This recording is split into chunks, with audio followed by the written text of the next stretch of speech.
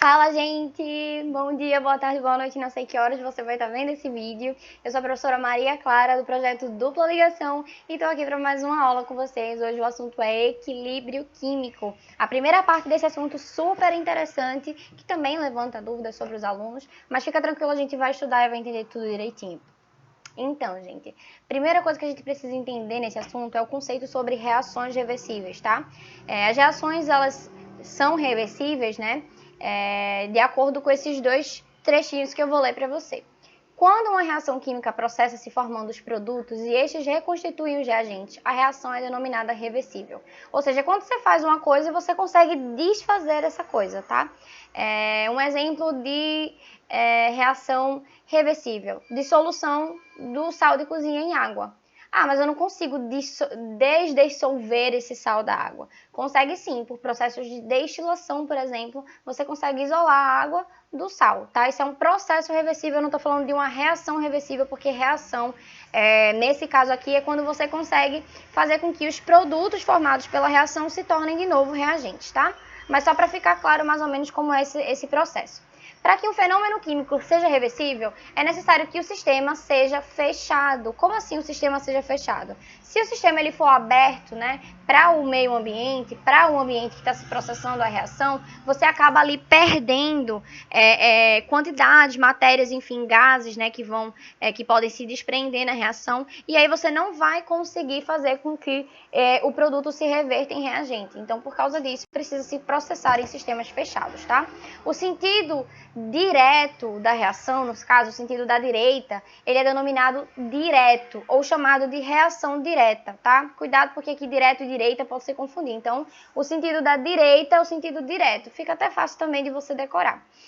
Que são o sentido em que os reagentes se transformam em produtos. O sentido da esquerda é denominado inverso, tá? Então, voltando a reação dos produtos para os reagentes é o sentido inverso, ou chamado de reação inversa. À medida que os produtos são formados, eles regeneram, os reagentes iniciais. Então, o que acontece? No equilíbrio químico, é como se você tivesse ali um balanço entre os reagentes e os produtos. Quanto mais produtos vão sendo formados, esses produtos eles não deixam de estar reagindo, tá? Não é reagir, acabou, tô aqui quietinho, não. Eles continuam lá com aquelas colisões, com aqueles choques, como a gente já viu no assunto de cinética.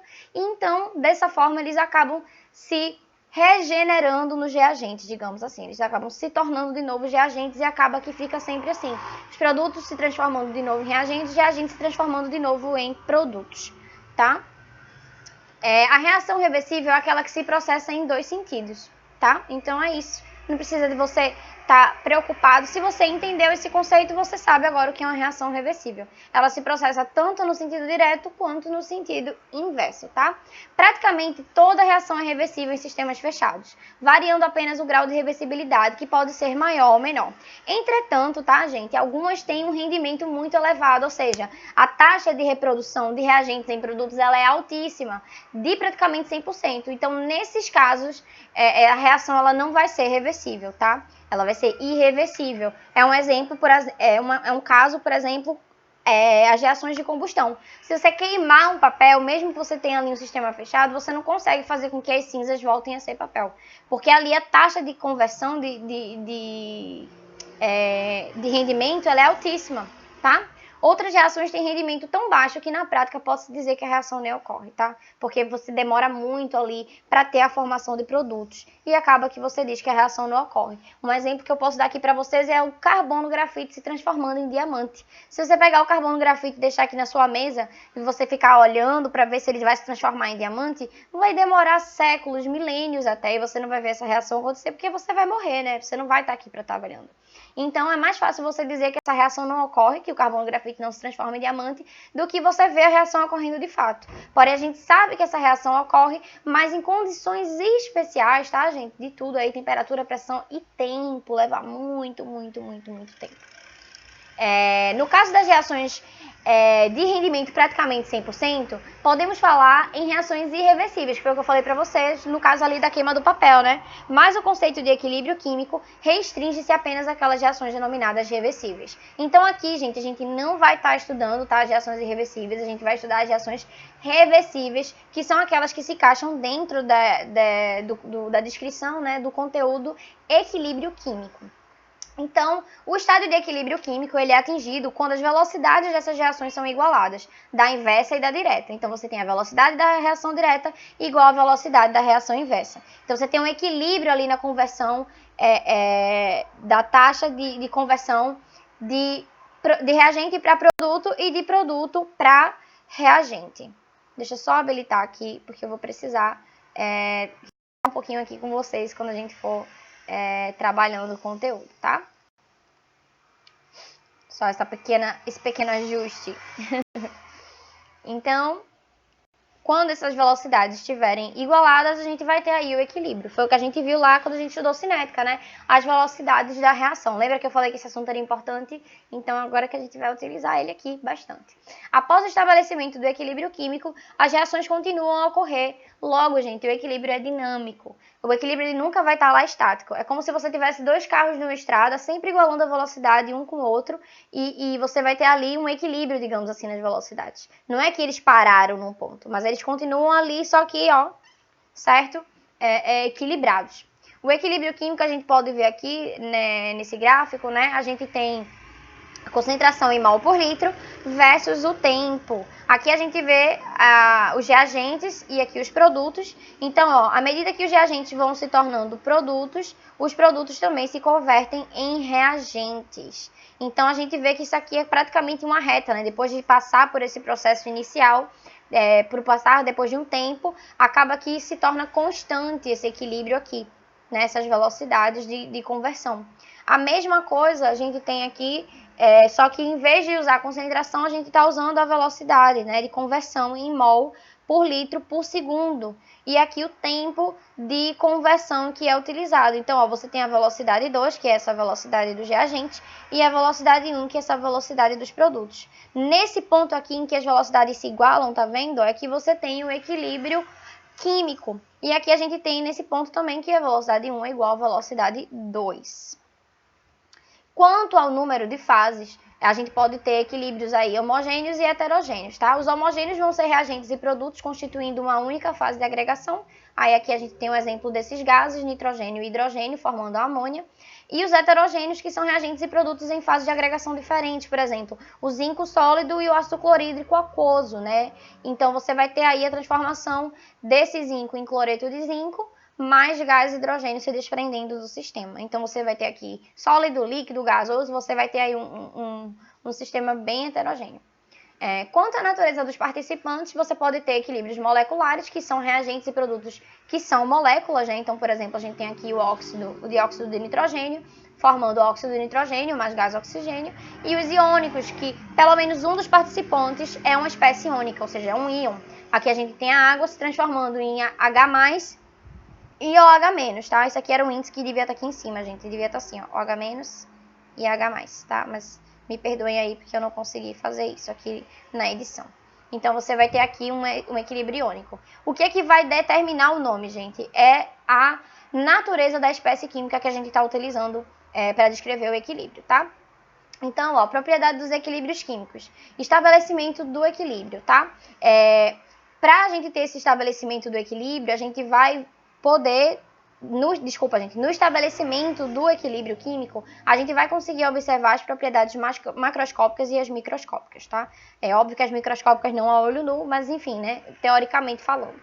As macroscópicas, elas vão permanecer constantes, cor, concentração, massa e densidade. A exemplo, a gente tem aqui essa reação do óxido de nitrogênio com o óxido de carbono, formando óxido de nitrogênio e dióxido de carbono.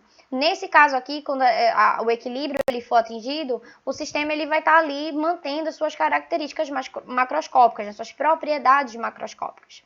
As propriedades microscópicas do sistema, elas vão continuar existindo durante o estado de equilíbrio, porque ele é dinâmico, né, gente? O equilíbrio, como eu falei ali, são dois carros tentando igualar a velocidade na estrada. Quando eles igualarem, eles simplesmente não vão parar, eles vão continuar nessa disputa, né? Até ficar bem equilibradinho. A transformação de uma substância em outra, colisões entre moléculas, formação de complexo ativado e etc., tudo isso continua existindo durante o equilíbrio químico. Por quê? Porque o equilíbrio é a velocidade da taxa de reagente se convertendo em produto e de produto se convertendo em reagente. Então, isso não para de acontecer. Ali dentro o negócio tá louco, tá o vulco-vulco ali, ó. Tá acontecendo, não para de acontecer. Só que a gente não tem como tá vendo, como eu falei pra vocês. Mas, na teoria, a gente fala que o equilíbrio, ele continua tendo essas características microscópicas conservadas, tá? Toda reação reversível em sistema fechado, em algum momento, atinge o estado de equilíbrio. Pode demorar, pode ser rápido, mas uma coisa é certa, gente. Vai atingir o estado de equilíbrio, tá bom? Somente os fatores externos ao sistema alteram o equilíbrio químico, ou seja, temperatura, concentração e pressão, somente, no caso aqui esse último, né, pressão aqui, ó, somente para sistemas gasosos, tá ok? Então os fatores externos podem alterar o equilíbrio químico, somente eles, tá? E aí você pode estar mexendo na temperatura, na concentração, adicionando ou retirando algum reagente e aumentando ou diminuindo a pressão caso você esteja lidando com gases, tá? O grau de equilíbrio, tá, gente? É a porcentagem de reagente que se transforma em produto. Essa porcentagem, ela vai variar de acordo com a reação, de acordo com a sua condição inicial e com a temperatura também dessa reação, tá? Desse sistema, desculpa. A elaboração de uma tabela para acompanhamento dos dados de equilíbrio, ela é super importante porque ela vai te ajudar a determinar o grau de equilíbrio e simplesmente também, se alguém já chegar e te der o grau de equilíbrio, você consegue calcular lá a taxa de conversão de reagente para produto, e vice-versa. Então, ó, geralmente a gente trabalha com uma tabelinha assim. A gente tem aqui esse alfa, né? Esse alfa, que essa letrinha grega, que é usada para denominar o grau de equilíbrio, né? A abreviação. E aí a gente vai ter aqui início da reação, o que reagiu e o que qual é a cara, como é que tá o equilíbrio no caso, qual é a cara desse equilíbrio, né? Quanto de reagente, quanto de produto eu tenho nesse meu equilíbrio. Então, ó, o primeiro passo, você pega essa taxa de conversão, eu tenho que essa taxa de conversão é de 40%, e no meu início eu tenho, por exemplo, ó, o cloreto de fósforo, uma concentração de 0,2, tá? E aí eu tenho que no início... Não, desculpa, gente. Você tem aqui que uma quantidade de 5 gramas. Eu tô sem óculos, eu não tô quase nem enxergando direito. Desculpa. Então, ó, você vai ter que a taxa de conversão é de 40%. Se a gente fizer 40% de 5 gramas, ó, assim, esse cálculozinho, a gente vai ter aqui o final que vai ser o quê?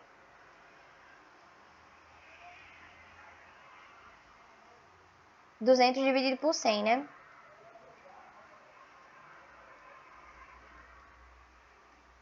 Ah, não, mas aqui deveria ser 2. Pera aí, gente, tem alguma coisa errada aqui, tá? Só um minutinho.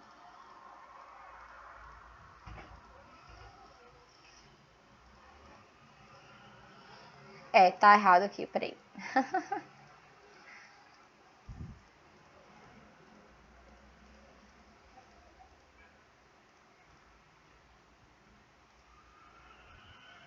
Nesse caso aqui, 40% dessa quantidade vai se converter. No caso, 40% de 5 gramas vai dar 2 gramas. Eu não sei por que aqui está em 0,2. De verdade, eu não sei. Eu não sei mesmo. Eu vou até fazer o cálculo aqui com vocês para ver se eu não tô doida, porque eu não aceito. Que eu estou errada, não. Isso acontece, tá, gente? Vamos lá, seguindo aqui a vida. 40. Eu acho que eu tô errada mesmo. Eu tô muito maluca, gente. Desculpa. Vezes 5. Dá 2. É isso mesmo. Por que aqui tá 0,2? Eu não sei, gente. Mas vamos se concentrar, tá? Vamos continuar aqui utilizando os valores que ele dá. A gente não vai precisar se preocupar, não. Então, uma taxa de conversão de 40% e eu tô usando 5 gramas de... Ah, não, gente. A fórmula que ele me dá aqui é PCl5. Não é 5 gramas, não, ó.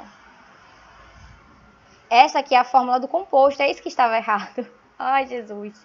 E aí, a gente vai considerar aqui, nesse caso, 1 grama. Então, 40% de 1 grama é 0,2 grama. É isso mesmo. E aí, ó, o primeiro passo a gente vai ver aqui. No início, eu vou ter 0,2 gramas desse reagente. E não vou estar formando nada, né, de cloreto do PCl3 e do gás cloro, tá? Depois, ó, a gente vai subtrair esse 0,2 desse 1 grama que eu usei. Então, se eu estou subtraindo 0,2 do grama que eu usei, vai ter reagido 0,08. E aqui agora, esse menos 0,08 vai ser o que se transformou em produto. Se eu estou vendo que 1 mol desse aqui produz 1 mol de cada um desses produtos, então se 0,08 gramas, 0,08 mol se transformou, vai ser 0,08 para os outros também, né? Porque aí a gente tem essa estequiometria fixa de 1 para 1. Então aqui, ó, você pode ver que está menos porque é o que está se transformando, e aqui positivo porque a taxa de conversão, ela está sendo o quê? Dos reagentes para os produtos. Então, o reagente vai ficar negativo e o produto positivo. Fazendo isso, a gente vai ter agora que somar tudo, tá? Somando aqui tudo, a gente vai ter o equilíbrio. E aí, ó, no equilíbrio eu vou ter 0,12 do meu reagente e 0,08 dos meus produtos cada um. Beleza? Desculpa aí, gente, essa confusão no início, porque não era 5 gramas não, tá? Eram 1 grama do PCl5. Pronto, vamos passar aqui. As constantes de equilíbrio, tá, gente? De acordo, usando no caso aqui a concentração, e a gente vai usar essa reação aqui, tá, como base pra gente poder fazer. E a constante de equilíbrio, ela pode ser feita de acordo com várias variáveis. Acho que, se não me engano, são 8 ou 9, tá? Mas a gente vai usar aqui da concentração. Então, ó, o que é que a gente vai ter no equilíbrio? Fica parecendo uma coisa super, oh meu Deus, mas não tem a mesmo não, vai dar tudo certo. Ó, a gente tem os reagentes usando os produtos. Essas letrinhas minúsculas na frente dos reagentes, tá, gente, são os índices da quantidade de cada um, né, de molécula ou de mol, como você preferir chamar aí. Então, a velocidade no equilíbrio, ela vai ser igual dos reagentes e dos produtos. Então, V1 igual a V2. Logo, essa K1, esse K, tá, gente, a gente chama de constante de equilíbrio. A expressão do equilíbrio vai ser o quê? K1 vezes a concentração do reagente A elevado a esse índicezinho de quantidade de A, vezes a concentração de B elevado ao índicezinho de B, que vai ser igual a K2, que é no caso agora dos produtos. Vai ser feita a mesma coisa, a concentração de C elevado ao índice de C, vezes D elevado à quantidade de mols, né, ao índice de quantidade de D. Logo, se a gente fizer um dividido pelo outro, tá? A gente chega aqui na expressão final desse equilíbrio, e a gente tem que K1 e K2, gente, é uma constante, tá? Se a gente pegar esse K1 dividido pelo K2, a gente vai ter a constante de equilíbrio em termos de concentração, então a gente chama de Kc. E aí o Kc vai ser o quê, ó? Produtos dividido pelos reagentes. Sempre, tá, gente? Por favor, sempre assim, produtos dividido por reagente. Generalidade das constantes de equilíbrio. Ó, existem 8 tipos de constantes de equilíbrio. Entre elas, as mais comuns são Kc, Kp, Ka e Kb, no caso, né? Constante de equilíbrio em termos de concentração, em termos de pressão, constante de acidez, constantes de basicidade. As constantes de equilíbrio, elas são adimensionais, então elas não vão ter aí, gente, uma grandezazinha, metro, mol, litro, não, elas são adimensionais, elas não têm uma grandeza física aí envolvida. A concentração molar de substâncias sólidas não entra nas expressões das constantes de equilíbrio, tá? Porque a concentração molar de uma substância sólida, ela não varia com o decorrer da ligação, ou, desculpa, da reação. Deixa eu corrigir isso aqui. Parece confuso, gente, mas vocês vão entender. Eu vou mostrar aqui pra vocês, tá? Então, essa concentração das substâncias sólidas, ela não varia, tá? Porque a variação da quantidade é igual à variação de volume. O que quer dizer? Se eu estou tirando uma quantidade dessa substância sólida, eu também estou diminuindo o volume, tá? E por causa disso, dessa diminuição de quantidade, também resultar na diminuição de volume, acaba que a concentração dessa substância sólida ali, ela é igual. Vamos entender, ó. Nesse caso aqui, eu tenho uma amostra de uma substância sólida e o cálculo da sua concentração molar. Então, a concentração molar dela vai ser o quê? O número de mols dividido pelo volume. Se eu pego essa substância aqui sólida e eu diminuo a quantidade dela pela metade, eu tiro metade dela fora, o que vai acontecer com o cálculo? A massa molar dela vai ficar o quê? Vai ficar... a concentração molar, dela vai ficar número de mols dividido por 2 sobre o volume dividido por 2. Ou seja, dividir os 2 por 2. No final, eu vou ter a mesma concentração. Eu vou ter número de mols dividido pelo volume, que vai dar igual à sua concentração molar. Ou seja, vai ficar igual à concentração da substância sólida. Por isso que ela não entra no cálculo do equilíbrio, porque ela não varia, tá? Uma substância líquida em meio a outras gasosas, ela também não entra na expressão de equilíbrio, tá, gente? O meio reacional composto por uma mistura de líquidos miscíveis... Aliás, desculpa. Uma substância líquida em meio a outras gasosas, ela acaba entrando na expressão de equilíbrio, tá? O meio reacional composto por uma mistura de líquidos miscíveis, todos eles... Ai, gente, desculpa, peraí. Deixa eu me achar aqui. Eu tô morrendo de sono, mas vamos acertar, né? Não é desculpa pra fazer aqui uma coisa pra falar besteira. Então é o seguinte, uma única mistura, uma única substância líquida em meio a outras gasosas, a gente vai ter o quê? Uma mistura de gases com líquido. Então, nesse caso aqui, para a substância líquida, vai acontecer o mesmo que aconteceu com a substância sólida. A quantidade dela vai variar de acordo também com a diminuição do volume. Então, a concentração dela não varia, continua igual. Então, nesse caso, a substância líquida não vai entrar na expressão de equilíbrio.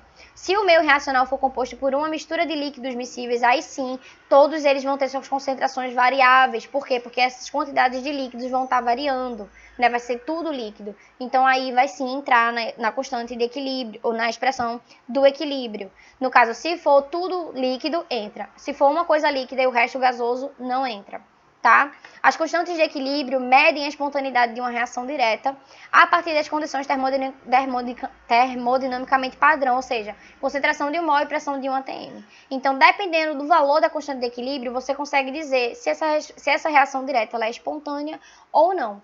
Quanto maior a constante de equilíbrio, tá, gente, mais espontânea vai ser a reação. Para uma determinada equação química, a constante de equilíbrio ela só varia com a temperatura, tá? E aqui leia-se diferente, tá, gente? Reação química de equação química. A reação química, ela vai ser a reação de dois componentes se transformando em outro. A equação química é a forma e as proporções que você escreve dessa reação química. Então, ó, eu tenho aqui uma expressão para uma reação química, ó, 2SO2 mais O2 formando 2SO3, tudo gasoso. E aí, eles entram aqui na expressão de equilíbrio dessa forma.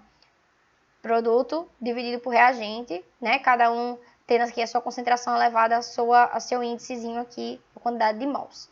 A equação química, você pode ver que eu tenho a mesma reação, mas a expressão do equilíbrio aqui vai estar diferente. Por quê? Porque a quantidade mudou aqui, tá vendo? Ó? Eu não tenho mais 2 mols reagindo com 1 mol para formar 2. Eu tenho 1 mol reagindo com meio mol para formar 1 mol. Então, você tem essa diferença. Então, prestem atenção, tá? Que para uma equação química variar, a constante de equilíbrio dela só vai variar de acordo com a variação da temperatura. Então, ó, aqui tá a expressão, tá vendo? Para uma equação química e aqui tá para uma reação química. Então, você vai poder ver essa reação química acontecendo de várias proporções diferentes. Mas se eu pego essa equação química, ou essa equação química aqui também, né, que tá escrito, eu posso variar a constante dela apenas variando as concentrações, tá ok? A presença de um catalisador, gente, ele não altera a constante de equilíbrio, tá? Pra gente ver aqui, ó, aqui é um gráfico de concentração versus o tempo, né, que se processa essa reação, né, a conversão de reagentes em produtos e produtos em reagente. Em vermelho tá com catalisador, em azul em vermelho sem catalisador e azul com catalisador. A gente vê que as curvas, elas aqui no final, quando elas atingem o equilíbrio, elas têm a mesma curvatura e elas chegam aqui do mesmo jeitinho, tá vendo? Elas se fundem basicamente, né, a linha azul com a linha vermelha. E aqui está o gráfico de velocidade versus o tempo na ausência e na presença de um catalisador. Então, sem catalisador e com catalisador. A gente vê que a velocidade se altera, né? A velocidade com catalisador ela é mais alta. Mas o ponto de equilíbrio, tá, gente? Ele não se altera. A velocidade você chega no ponto de equilíbrio mais rápido, mas ele não vai alterar a constante de equilíbrio, tá ok?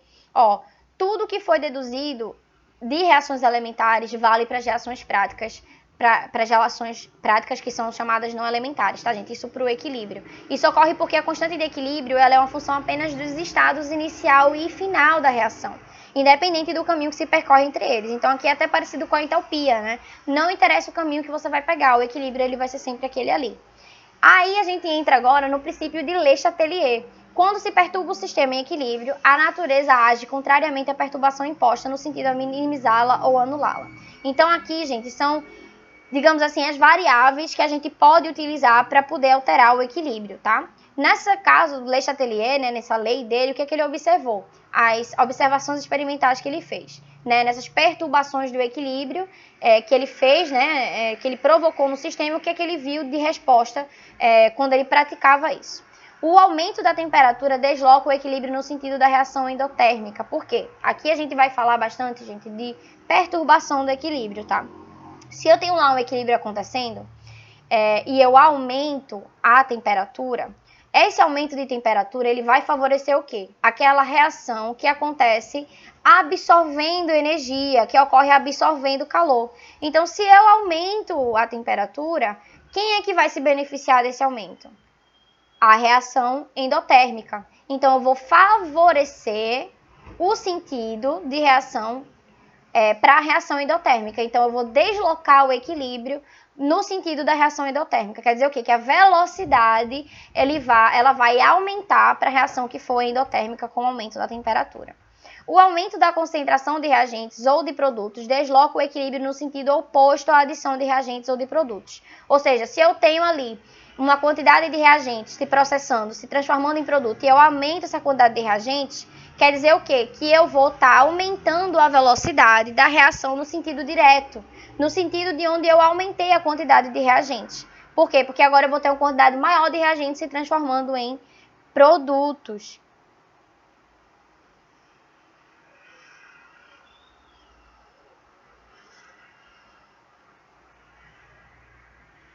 E se eu aumento a quantidade de produtos do sistema, eu vou estar deslocando o equilíbrio na reação inversa, ou seja, na reação de formação dos reagentes. Porque agora eu vou ter mais produtos para se converterem em reagentes. Essa pausa dramática que eu dei aqui, gente, foi para ver se eu estava realmente falando correto, porque às vezes a gente acaba se confundindo um pouquinho, tá?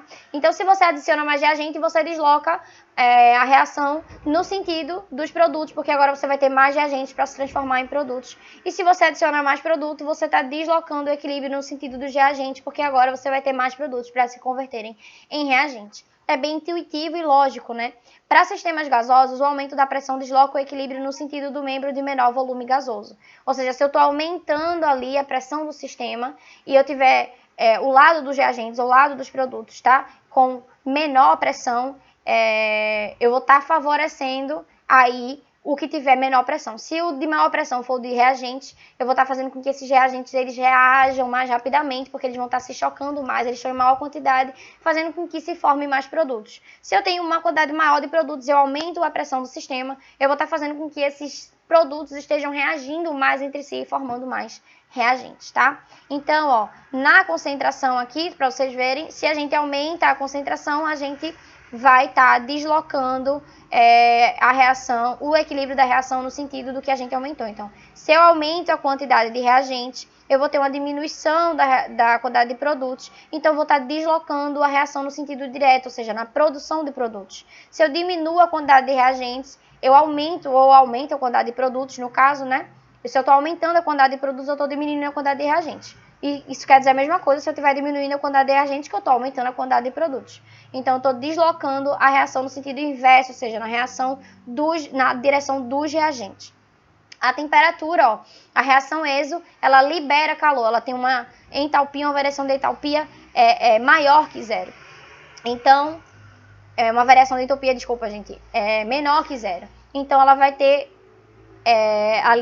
ela vai deixar ali o meio mais quente. A reação endo, ela absorve calor, ela tem um ΔH maior que zero, então ela vai deixar ali o meio mais frio. Então, se eu aumento a temperatura, eu estou deslocando a reação no sentido endo, ou seja, por quê? Porque a endo, ela deixa o meio mais frio, ou seja, ela absorve calor. Então, se eu aumento a temperatura, eu estou favorecendo quem absorve calor. Se eu diminuo a temperatura, eu estou deslocando a reação no sentido daquela que ela, digamos assim, emite calor para o meio, né, que deixa o meio mais quente, que é a reação exotérmica. Então, se eu abaixo a temperatura, eu vou estar favorecendo o sentido de reação da reação exotérmica, no sentido da reação exotérmica. Na pressão aqui é a mesma coisa, se eu aumento a pressão, eu desloco o sentido daquela substância que está em quantidade menor, né, porque aquelas que estão em quantidade maior vão estar se chocando ali e reagindo para formar essa de quantidade menor.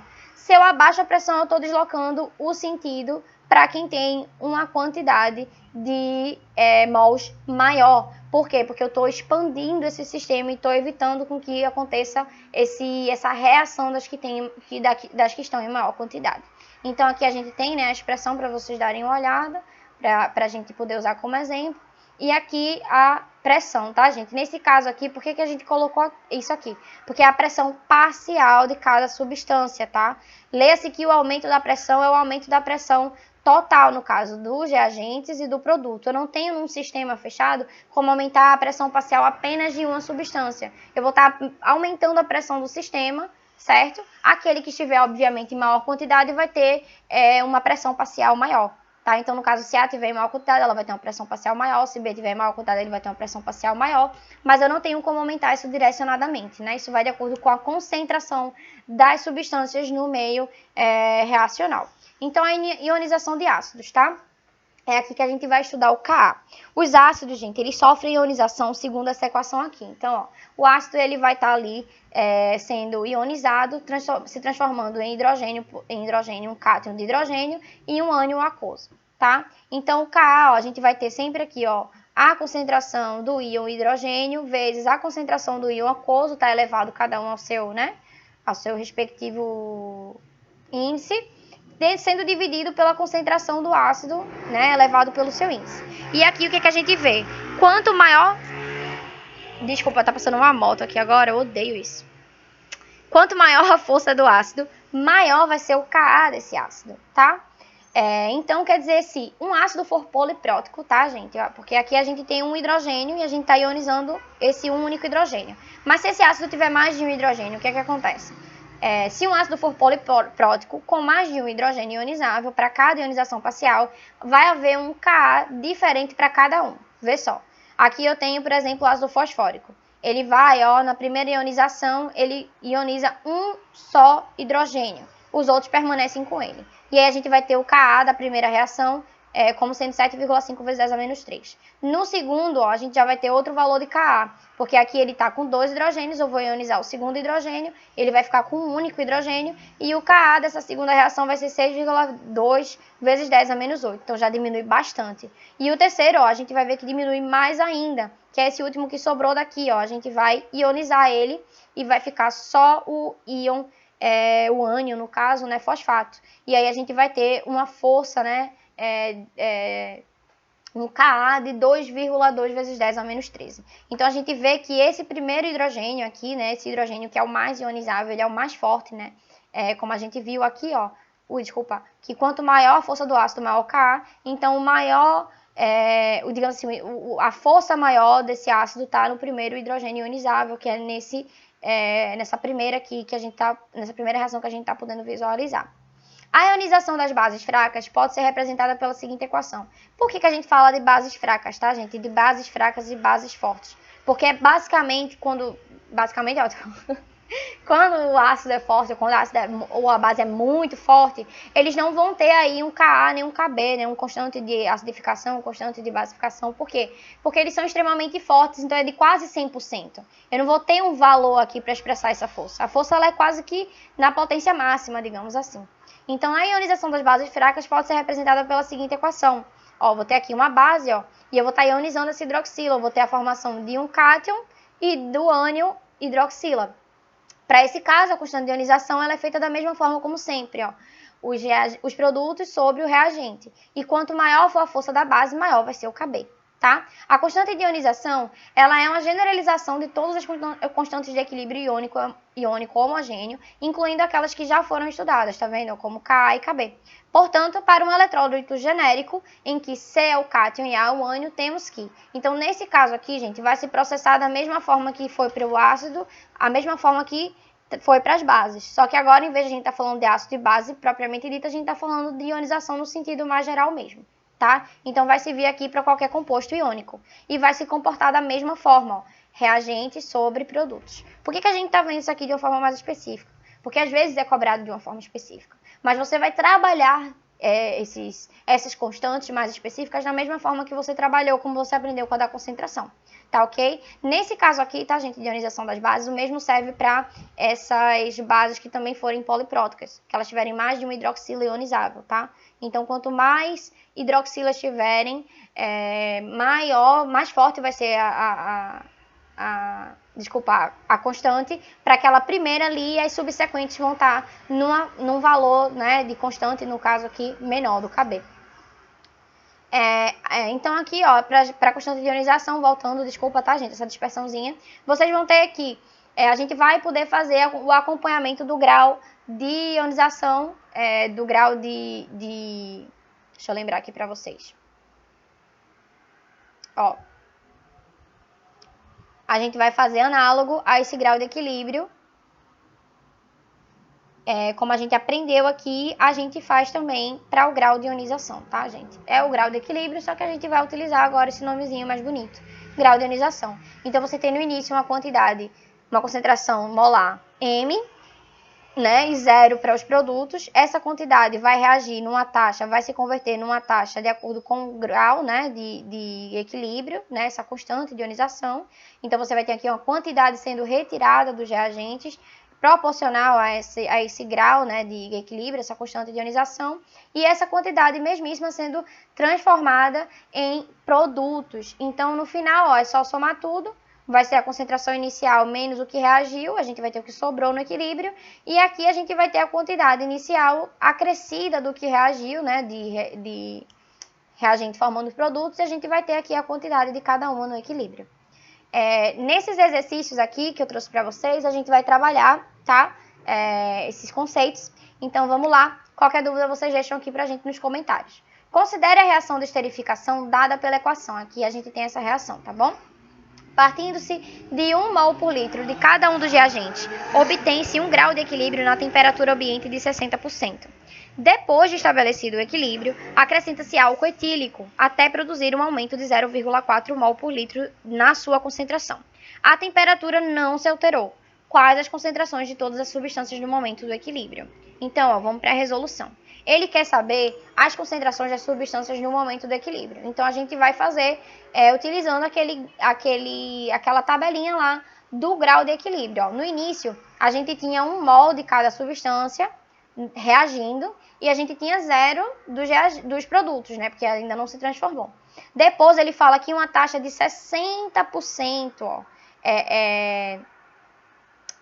Foi o grau de equilíbrio. Então, aqui, ó, o nosso alfa é igual a 60%. A gente vai fazer 60% de 1 e a gente vai obter uma quantidade de menos 0,6. Ou seja, para os reagentes e de mais 0,6 para os produtos. Porque aqui o reagente a gente está tirando e nos produtos a gente está colocando. Então, fazendo aqui, ó, a soma e as subtrações, né, de subtrair o que for negativo, soma o que for positivo, a gente vai ter no equilíbrio uma quantidade de 0,4 para os reagentes e de 0,6 para os produtos. Bem tranquilo, né? Então, ó, a gente, para calcular o Kc, a gente vai montar na expressão, ó, tá vendo, ó? Produtos sobre os reagentes, produtos, tá vendo? A gente vai ter aqui sobre os reagentes, e a gente vai ter 0,6 vezes 0,6 dividido por 0,4 vezes 0,4, que vai dar pra gente um Kc de igual a 2,25. Beleza? Show de bola? E aqui a gente tem outro exercício. Mais uma moto. Seja um sistema em equilíbrio em recipiente fechado e indeformável dado pela equação N2O4 se transformando em 2NO2. E o ΔH, ele fala aqui, né, que é maior do que zero, ou seja, isso quer dizer pra gente que esse ΔH sendo maior do que zero, a reação ela é endotérmica. Então, ela fala assim, ó, as cores dos gases participantes no equilíbrio estão indicadas na equação, tá? Então, aqui esse composto é incolor, esse aqui é castanho. Em que sentido se desloca o equilíbrio? O que ocorre com a constante de equilíbrio e qual o aspecto da cor predominante no sistema Si? Então, ele quer saber essas três coisas: em que sentido se desloca o equilíbrio, o que ocorre com a constante de equilíbrio e qual o aspecto predominante no sistema, se o sistema for aquecido e se ele for resfriado. Ó, gente, na letra A, se o sistema for aquecido, o que é que vai acontecer? O equilíbrio vai ser deslocado no sentido endotérmico, como a gente já viu. Se a temperatura aumenta, o equilíbrio é deslocado no sentido da reação que o quê? Absorve energia. Ou seja, ela vai ser deslocada no sentido dos produtos, ou seja, no sentido direto, de acordo com o princípio de Le Chatelier. Aumento da constante de equilíbrio, nesse caso, é o que vai acontecer. Por quê? Porque eu estou deslocando no sentido dos produtos. E a cor predominante é o castanho intenso. Por quê? Porque é a cor predominante dos produtos. Os produtos têm cor castanha. Então, se eu estou deslocando o equilíbrio para o lado dos produtos, eu vou aumentar a coloração desses produtos e vou estar aumentando a constante de equilíbrio. Por quê? Porque os meus produtos, lembra, eles estão ali no meu numerador da divisão. Ó. Aqui, tá vendo? Eles estão no meu numerador, eles não estão no meu denominador. Então, se eu estou aumentando esse valor aqui, eu estou aumentando o valor do meu cacê. E se eu estou aumentando isso aqui, eu estou aumentando a cor castanha. Na letra B, usando do mesmo princípio, você vai ter o quê? Se o sistema for resfriado, você vai estar utilizando o princípio de Le Chatelier também, você vai ter que o equilíbrio vai ser deslocado para os reagentes. E, nesse caso, no sentido exotérmico, né, que é o sentido contrário, o sentido inverso da reação, o sentido para os reagentes, que é o sentido inverso, né, que eu acabei de falar. A redução, nesse caso, do Kc, por quê? Porque eu estou aumentando o valor dos reagentes, então eu estou aumentando o volume do denominador ali da expressão, o valor que vem embaixo da expressão. E a cor predominante vai ser o castanho claro, tendendo para o incolor. Por quê? Porque eu estou aumentando a quantidade dos produtos, tá? Ou dos reagentes, desculpa. Nesse caso, você não pode falar que você vai ter um sistema incolor. Por quê? Porque você ainda tem produto no sistema. Mas o sistema ele vai ser predominantemente incolor, um castanho bem clarinho, já que você está reduzindo a quantidade de produtos e está aumentando a quantidade de reagentes. Então, gente, a aula foi essa. Eu espero que vocês tenham conseguido aprender direitinho, tenham conseguido entender. Deixem os comentários de vocês aqui, críticas, dúvidas. Procurem a gente lá no Instagram, @duplo_ligação. Deixem os comentários de vocês, as dúvidas lá. Inclusive, a gente vai ter a resolução de mais exercícios desse tema. Então, se você ficou com dúvida, não deixa de conferir a aula lá, para você sair mais craque ainda do que você já saiu daqui. Tchau, tchau e até a próxima!